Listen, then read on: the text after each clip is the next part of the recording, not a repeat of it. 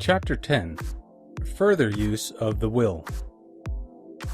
You cannot retain a true and clear vision of wealth if you are constantly turning your attention to opposing pictures, whether they be external or imaginary.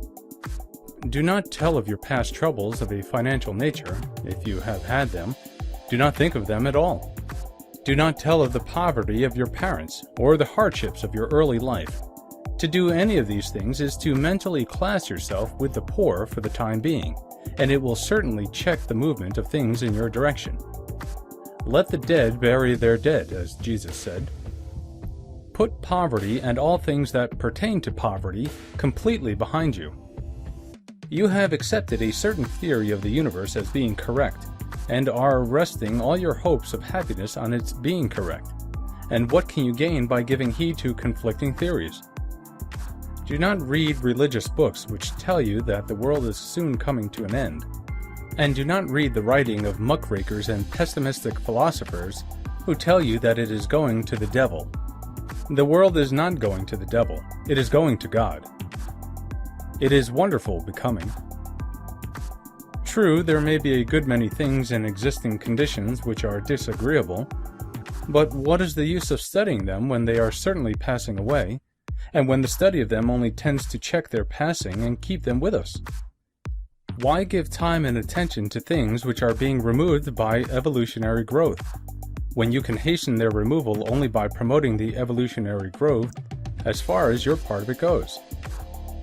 No matter how horrible and seeming may be the conditions in certain countries, sections, or places, you waste your time and destroy your own chances by considering them. You should interest yourself in the world's becoming rich. Think of the riches the world is coming into instead of the poverty it is growing out of. And bear in mind that the only way in which you can assist the world in growing rich is by growing rich yourself through the creative method, not the competitive one. Give your attention wholly to riches. Ignore poverty. Whenever you think or speak of those who are poor, think and speak of them as those who are becoming rich, as those who are to be congratulated rather than pitied. Then they and others will catch the inspiration and begin to search for the way out. Because I say that you are to give your whole time and mind and thought to riches, it does not follow that you are to be sordid or mean. To become really rich is the noblest aim you can have in life, for it includes everything else. On the competitive plane, the struggle to get rich is a godless scramble for power over other men. But when we come into the creative mind, all this is changed. All that is possible in the way of greatness and soul unfoldment, of service and lofty endeavor, comes by way of getting rich. All is made possible by the use of things. If you lack for physical health, you will find that the attainment of it is conditional on your getting rich. Only those who are emancipated from financial worry and who have the means to live a carefree existence and follow hygienic practices can have and retain health.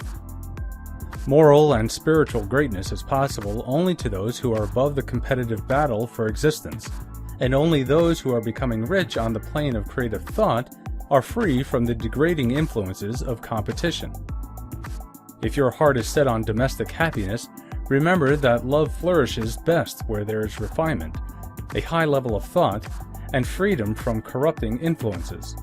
And these are to be found only where riches are attained by the exercise of creative thought, without strife or rivalry.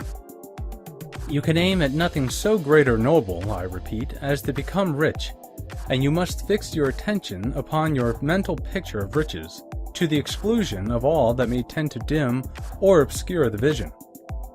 You must learn to see the underlying truth in all things. You must see beneath all seemingly wrong conditions the great one life ever moving forward toward fuller expression and more complete happiness. It is the truth that there is no such thing as poverty, that there is only wealth. Some people remain in poverty because they are ignorant of the fact that there is wealth for them, and these can best be taught by showing them the way to affluence in your own person and practice.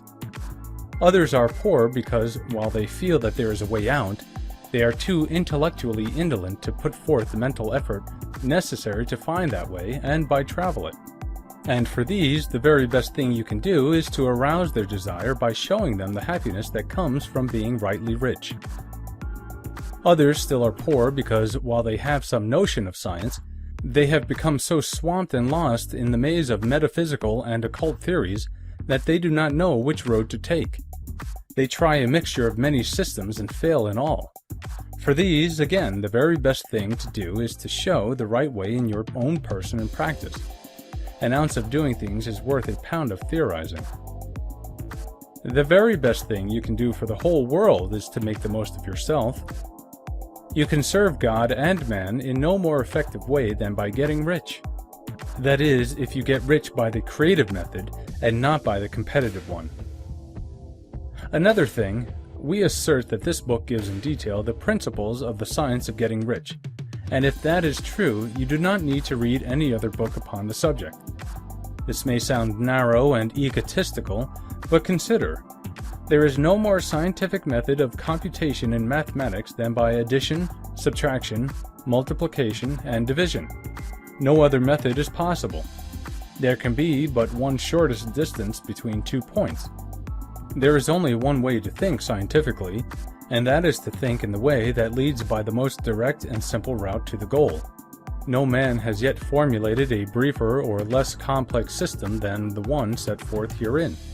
It has been stripped of all non-essentials. When you commence on this, lay all others aside. Put them out of your mind altogether. Read this book every day. Keep it with you. Commit it to memory, and do not think about other systems and theories. If you do, you will begin to have doubts, and to be uncertain and wavering in your thought. And then you will begin to make failures. After you have made good and become rich, you may study other systems as much as you please, but until you are quite sure that you have gained what you want, do not read anything on this line but this book, unless it be the authors mentioned in the preface. And read only the most optimistic comments on the world's news, those in harmony with your picture. Also, postpone your investigations into the occult. Do not dabble in theosophy, spiritualism, or kindred studies. It is very likely that the dead still live and are near, but if they are, let them alone. Mind your own business. Wherever the spirits of the dead may be, they have their own work to do and their own problems to solve, and we have no right to interfere with them. We cannot help them, and it is very doubtful whether they can help us, or whether we have any right to trespass upon their time if they can.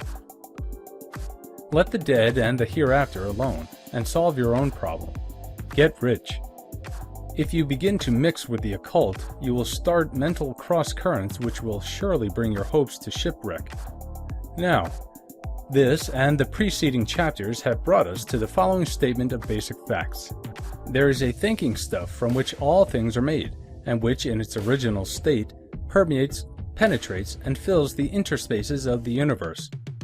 A thought in this substance produces the thing that is imaged by the thought. Man can form things in his thought, and by impressing his thought upon formless substance, can cause the thing he thinks about to be created. In order to do this, man must pass from the competitive to the creative mind.